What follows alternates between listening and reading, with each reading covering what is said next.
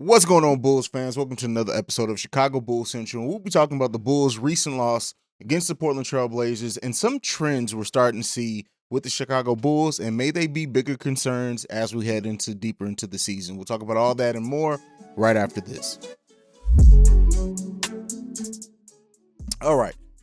So the Bulls had a very big lead, up to a 20-point lead in this game, lost the game, and even when the Bulls had that big lead, Dame Lillard had not really scored well, if much at all at that point. So it always felt like, okay, how are the Bulls going to rebound if Dame starts getting hot? They didn't very well. And a lot of the things that I pointed out in the game that were potential problems headed into this game, and that was Portland's rebounding over our rebounding, really showed its head in this game. The Bulls, with 36 rebounds in this game, to the Portland Trailblazers having 44 rebounds. They got out-rebounded by almost 10 rebounds in this game. And that really, not alone, but that really showed once the Blazers started getting rolling and Dame started getting rolling, he still didn't shoot at the best efficiency tonight. But it was really also as well as just how everyone else was contributing. And then the Bulls, like they tend to do, they marched back and they even briefly took the lead back there for a second, but couldn't hold on to it. Overall in this game, there's hard really to point out a lot of what, as far as if you're looking at the box score, what the Bulls did wrong. Levine shot at a pretty decent clip, 7 for 12 from three-pointers, had 30 points. DeMar scored his 22. We even got a solid scoring contribution from Lonzo with 17.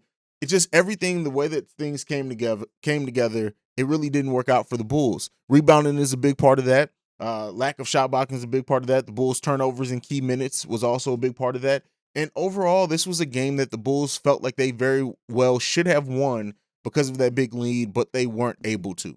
And you know, we've seen things like this, right? And usually the Bulls are able to turn around. They have been more times than not, at least. But one thing that is really starting to rear its head with this Bulls team is the fact that their inability to hold on to big leads. And that's something that I want to talk about in this video, something that's really starting to concern me with this Bulls team. Again, this isn't the sky is falling. This isn't anything like that. We're still 10-5. The Bulls have been playing very well overall, but their inability to hold on to leads is something that we've really been seeing since the beginning of this season. And that's going to be a problem as you play with better competition. That's definitely going to be a problem if they can't fix it by the playoffs. That's going to be a problem overall in general. Now, a lot of things could be said, missing Vooch and everything like that, but still, we had this issue when the Bulls were at full swing. Like I said, this is something that's reared its head all season, and it's something that I think I haven't talked about probably enough, honestly, on this channel, is because the Bulls usually have been able to rebound even when they get out to huge deficits. They've been able to close the gap and everything like that. But still, if the Bulls can't hold on to big leads, we need to look at why. Part of that is the extra possessions. The Bulls' offensive rebounding is one of the worst in the league. And with that being said, if we get cold shooting, we almost are guaranteeing, and just with the way that the Bulls are playing, we're almost giving up offensive rebounds for a chance to play better defense, play in the lanes like we do. We rebound very well on the defensive end.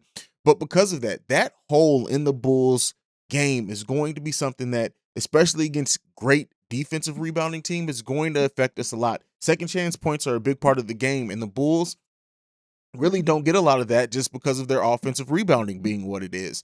And so this, of course, we've been having this conversation as a fandom for so long of the Bulls, what they're going to do at the four. And this is why I highlight, get it, that the Bulls have a hole at the four. And I think a lot of the conversation has turned into what star the Bulls can get at the four. And they really don't need a star big at the four. They need someone who's going to rebound on both sides of the ball, shot block, some scoring ability when needed, right? Especially on pip backs, or if they can hit an open jumper, definitely for sure there.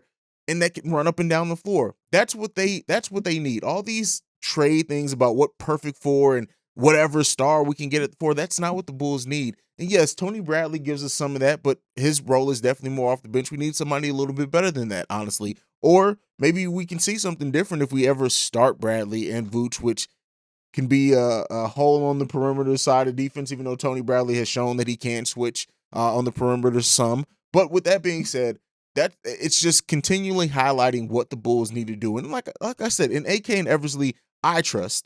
Hopefully we trust as a fan base to continue to improve this team. And I think that they see the same things that we're seeing. They are evaluating this team every day, every game. And hopefully what that means is that they are going to get somebody in here to help fix what our biggest holes are. How they go about that, it remains to be seen.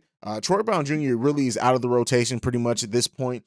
His, I think, $7 million contract could be a big one. But another thing that Bulls fans do is like players start quote unquote sucking and they're like, oh, let's trade them for a star. That's not how trade value works. Now, if you have somebody who may be looking to get bought out, who may be an expiring deal in a year and the team wants to go a different way, maybe rebuild, then yeah, maybe we can trade Troy Brown's contract, especially because it's only partially guaranteed next season. So maybe we can do that to bring somebody in. We still have a trade exception as well. Matt Thomas's contract, so the Bulls have moves and maneuvers that they can do.